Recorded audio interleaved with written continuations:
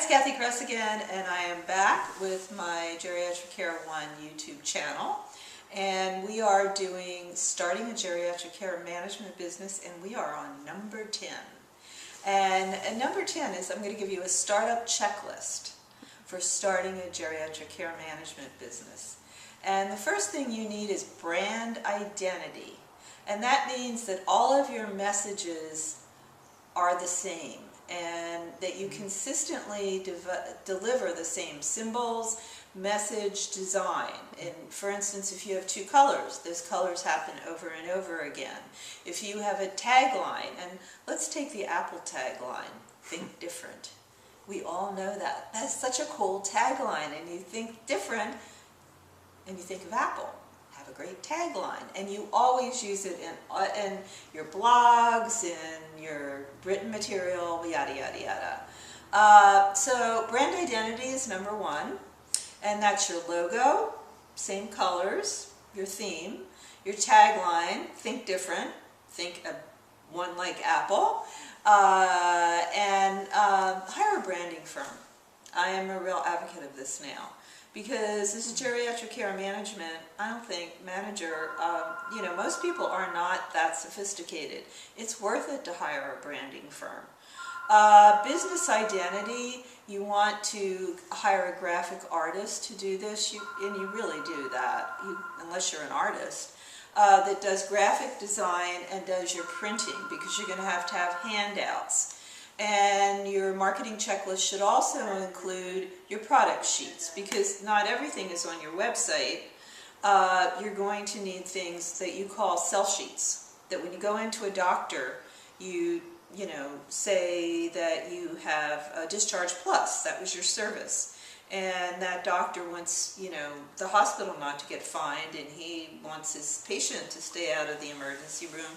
And so you hand the sell sheet, Discharge Plus. So you've got to have those.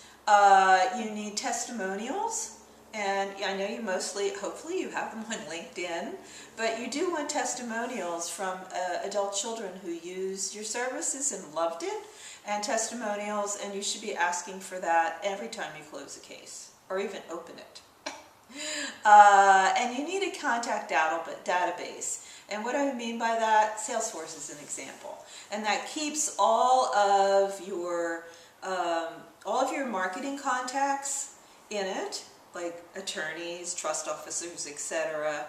And then it has pre-programmed letters, like you can make a whole grouping of trust officers, and then there's a trust officer letter in there. Salesforce is fabulous, but I'm not marketing Salesforce. I used ACT all the time, and I loved it. There's a lot of stuff out there right now. So that's part of your checklist. You need a website, duh. You got to get a webmaster. But you know what? I run into doing competition surveys a lot. Beginning geriatric care managers just might be on Blogger. It's okay. Don't say, I can't afford a webmaster and don't have a website. Go on Blogger, it's free, and then upgrade. A blog, but a blog should be on your website. Don't make it separate. If you go to my website, kathykress.com, the blog is really there. And the testimonials. And emails, newsletters, is a great idea.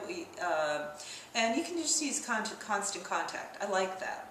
But a lot of people will use different ones. But what do you do about that? It keeps reminding your customers about you. Send one out every month. And what's new, what are my new services, why should you come back? And if you have a pipeline is people that have called in and they're not ready for service, send that newsletter to them. So I will see you next time.